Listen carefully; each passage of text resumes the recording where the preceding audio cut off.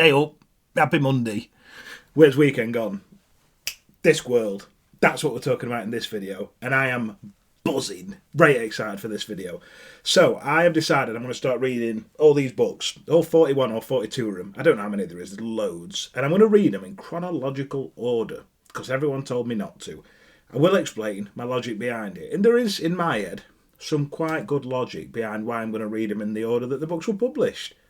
Before all you Terry Pratchett fans come at me in my comments and tell me how wrong I am, let me explain to you why I'm going this route and also where my fantasy journey started. Harry Potter, basically. As a kid, grew up, loved Harry Potter, gagged for it. I've just got so many fond memories of sitting up late at night reading Goblet of Fire. The first time they went into that tent that just gets massive inside. The scene where the caretaker goes into a house, I can't remember which book it's in, maybe Chamber of Secrets. No, I think it might be Goblet of Fire. Right at the start of the book anyway. Goes into a house, Nagini is there. Yeah, very good. That sticks in my head. And it's probably the only series that ever fully sticks with me. That'll never leave me. But then I had my first kid at 19 years old. When you've got kids young, you just kind of put what you want to do on back burner. You pretend you know how to be a dad. And I forgot to read. And then as an adult, I kind of just picked up thriller books and stuff whenever I went on holiday. But in 2023, right at the end of 2023, I had a mental health breakdown, if you want to call it that. I was suffering with suicidal thoughts, got put on antidepressants, going through therapy, anxiety medication, sleeping medication. And I was just like, I need something. So I turned to books again. And bloody hell, I'm glad I did. But I turned to books I never thought I'd turn to. So, obviously, ACOTAR's massive online. Everyone talks about ACOTAR. And I did. I caved to the pressure of social media. And I picked up ACOTAR. And then I was like, yeah, this is fun. I don't understand the hate that ACOTAR gets. And I think this is part of the reason I want to do this video. Is because, for me, ACOTAR was a fun time. At least the first 3 books were. Books 4 and 5 I didn't really enjoy. But it was fun. And that's the reason I want to pick up this series. Because I often forget to remind myself why I read. And it's just for the sheer enjoyment of it. But a lot of the time I'll come online and I watch people's videos where they critique books and they break down writing prose and plot holes and all this sort of stuff. And I get trapped in that circle of just critiquing and reviewing books. That's not why I read books. I just like to have fun with them. Some of the best books I read last year were just the most ridiculous books with the most stupid concepts ever. Dungeon Crawler Carl, come on, that's about a bloke in some boxer shorts running around dungeons with a talking cat. That was probably my favourite read of 2024. A book that I've got on my shelf recently that I've started reading. One second, let me grab it. I'm working my way through Kings of the Wild at the minute, about halfway through. It's about a retired group of mercenaries, we'll say, who are coming back for one last hoorah to try and save one of the kids. And some of the characters are hilarious, and I have so much fun in this book. I've put off Terry Pratchett's work for so long, and I just feel like now's the time for me to just stop being stupid. The only reason, really, I put it off is because this series lacks chapters. For some reason, Terry Pratchett woke up one morning angry and were like, you know what, I'm not going to put chapters in these books. So for people like Tyrone's me, if you're new to this page, he's just going to have to figure out how to get to sleep without finishing at the end of a chapter. And it is a struggle, because I've actually started this book already. I'm halfway through it, and it's fantastic, but we'll get to that later on in the video. So yeah, I wanted to start this series because it just screams fun time to me. And I want to get back to having a fun time reading. So that then brings us to the purpose of this video, which is why I'm going to be reading this series, but also why I'm going to read it in chronological order, which is the order that the books were published. So I'm going to read this book first because it's the first one that came out, and then I'll finish on book 41 or 42, however many is in the series. And it's because I see so many subreddits. I go on Reddit a lot, and I look at a lot of articles where people say where you should start, and I get a lot of messages from followers who've said to me, look, please, when you start Terry Pratchett's work, don't start at The Colour of Magic because it's not his best work. Start later on at maybe Mort or Guards. I've had a few different recommendations for a few different books, but it just never made sense to me to start mid-series or even at book 4, 5, 6. I just never understood why I would. So I've done quite a bit of research. I read for me. I don't read for other people, but in this video I'm going to tell you why, for me, chronological is going to work the best way.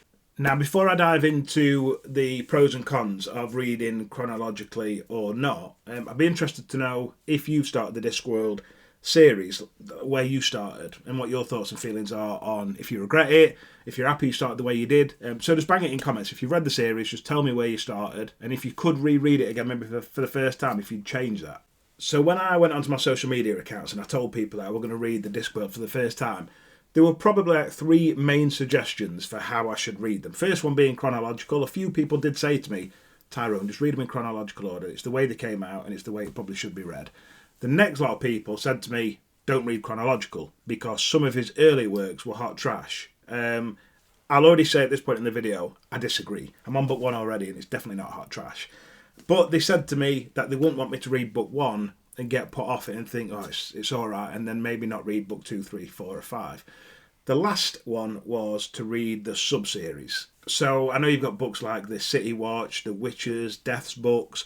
So people said to me to read each individual character's books. And yeah, I mean, that just sounds like a no to me. I understand that people do that. If I read this entire series and I fall in love with a certain character, then I probably would come back and read the sub-series. But I definitely don't want to go into this series just specifically reading about one character, then go to another. Just, for me, that's a nah. So after I'd got bombarded, and I mean I got a lot of messages from Terry Pratchett fans telling me to read it the way that I suppose they want me to read it, I couldn't really see much logic in not reading them in order. So the only argument for people telling me to read them out of order was just the fact that the earlier works aren't as good.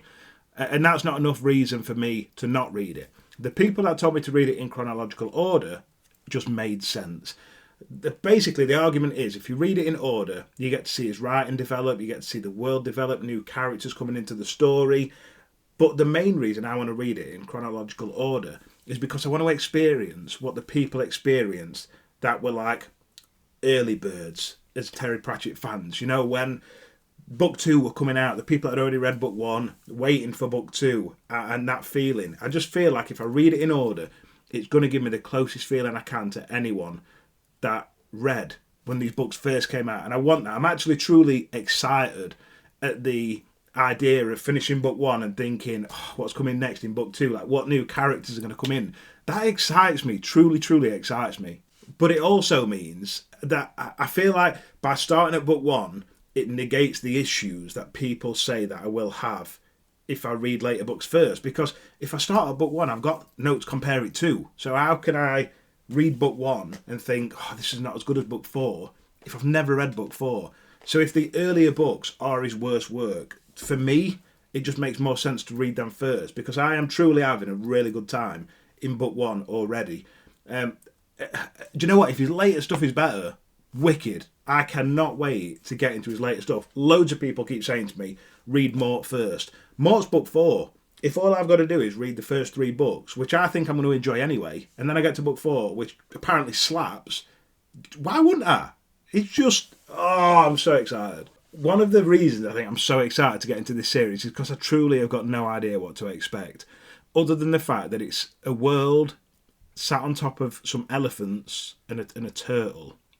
Which just even the sheer absurdity of that is just exciting. Like, it's just, oh, how do you wake up one morning and think, you know what, I'm gonna write a world that's just floating around on a turtle, because that makes sense. That's a good idea. Let me do that. Yeah, and I don't know anything about Terry Pratchett. I would assume that the man is maybe like a creative genius because no one else, at least that I know of, has done anything as mad as that since or before. And that excites me. But I think because I've never read any Pratchett before and I don't know anything about his work, I also ain't got a clue what to expect from this series. Now, obviously, I've had messages from people saying to be like, oh, Death's books are wicked. The sisters, there's some twins or sisters or witches or something, their books are really good. So I've heard of different characters and stuff, but I've got no idea what personalities to expect, what stories, what plots. I truly have not got a clue what's coming. I do expect it to be humorous. Obviously, I expect it to be humorous. I mean, just looking at the books, you can see, like, it just screams humour. And I just feel like that's going to be bang up my street. I love funny characters. And there are sub-series that I'm looking forward to. I want to get to know the characters as I get through the series. I want to meet them, like, organically. But I am obviously going to be excited for the Witches series, for Death series and things like that because of the messages I get from people. I've been blessed so far that I've not had any spoilers, but people are obviously hyped at the idea of someone reading this for the first time. And when people are fans of something, they put out that fan energy. and I'm receiving fan energy at the minute, and I love it. Honestly, I just feel like Pratchett fan energy hits completely different. When I put this on my stories that I'll read in this series, so many of his fans came forward and were like, dude, you just have got no idea what you're getting yourself into. And honestly, that excites me. There's so many things since I've decided to take this journey that have just excited me. I've not felt this way about diving into a series, maybe ever. Honestly, I truly have not been this excited to jump into a series, ever. We might as well get into my initial thoughts of this world, because I have started, but when, as I said, I'm about halfway through it, and it's just brilliant. The writing style is just playful and witty. There's just so much humour in it, so many references, funny little lines that they make you giggle, and they're just kind of like funny, like that kind of funny. And sometimes I don't even know why I've laughed, but he just puts something on the page that just makes me laugh. It's evident pretty much from like the first few pages that it's going to be a lot of humour. And yeah, it's not going to be like the most fantastic writing you've ever seen, but I didn't go into this expecting Robin Hobb. I went into it just expecting a good time. And I think for me, I've gone into this series knowing that I want a good time with this. I actually don't want to break a book down. I don't care about writing prose. And I expect it to progress as time goes on. You know, if this is right at the start of his career, it just makes sense to me that obviously his career is a writer, and with anything that you do in life, if you put your mind to it, you're going to get better as you progress. And it's going to be good to see his writing progress as it goes on. The world is just absolutely outrageous. You know, other than the fact that he says there's a flat world on top of some elephants and a turtle, it doesn't really go into anything more than that. And I don't need it yet. I'll be honest, it is truly absurd. There's not really any world building, other than the fact that you kind of know when you're with these characters that you're inside this disc world. And that's all right. I'm willing for him to explain in later books. It feels almost like a parody. It's just like a big joke at the minute. And like the magic is chaotic. You know, the only person I've really followed so far is a wizard that knows one spell. And that's just like brilliant. Who else is writing a wizard that doesn't really know magic? So while we talk about the characters, because I'm character first. In any book that I read, I want the characters to be brilliant. I want to love the characters. And for me, if I love the characters, normally I love the book. And you've got three characters mainly in this story. You're following the wizard that's not really a wizard, called Rincewind. He is almost like a bit of a selfish gold digger. He's not really like brave. He's quite cowardly. I don't know. He's got dry humour. You know, he's not the best character I've ever read, but I'm 140 pages into a 200-something page book. I'm not expecting to love these characters yet. However, there's a character called Two Flower, who's just like an overly optimistic tourist, and he's just bloody hilarious. I've had some belly chuckle moments already with that character, and as I said, I'm only 140 pages in. I feel like he's like a really good lens to be introduced to the Discworld through, because in this story, he's visiting a town, and he's very like inquisitive. He wants to know everything about this town. So as he's getting shown around this town, you're also getting shown around it as well. And I think it's a clever way to introduce you to a world that you've never like been in before. And then you've got some luggage, who's basically, I imagine it's just like a massive walking briefcase, who has got loads of gold in it. Everyone wants to get in and nick all this gold, and it just like bites people's hands off and stuff, and it's just wild. It is, honestly, it's wicked. I can't explain it in any other way other than so far the world is mental, the characters are mental, the magic is mental. Everything about it is just mental in the best way possible. I've never read anything like this before that's, you know, so huge with so many sub-series and things like that. So I truly didn't know what to expect, but it feels almost like you're witnessing episodes within a story. I'm not expecting like a massively overarching story where it's going to drag on and on and on and on, because each book, from what I believe, is about different characters. So sometimes these little mini journeys that they're going on and the episodes that happen can be over quite quickly. And I think it's quite easy then as a reader to just keep reading, because you're not thinking to yourself, I might have to read for another 2-3 hours to find a conclusion for this bit. But no, it's probably going to happen in 10-15 minutes. I think it's just going to be one of them books, at least in my opinion, that's not going to be for everyone. And I understand why some people might message me and say I've tried Pratchett and it's just not for me, because some people probably want a bit more high stakes and a bit more predictability. I think the unpredictability and sometimes maybe the lack of stakes and the lack of structure in the story might put some people off. But I plan on reading this series, the entire of the series this year, as a kind of palate cleanser. You know, between reading other more epic fantasy books, I'm going to pick these up and just have a fun time with them. And I think if you pick these series up and just think, you know what, I was going to have a laugh with it, like you can have such a laugh with it already. And as I said, I'm only halfway through this book, but I've truly belly chuckled already at some of the parts in this book. And if the series only gets better and his writing only gets better, the joy that these books will bring me surely will only get better. So my plan is, I mean, I don't know how, I am very, very obsessive. I've got such an obsessive personality. So my plan is to maybe try and read, like, I don't know, 3 or 4 of these a month.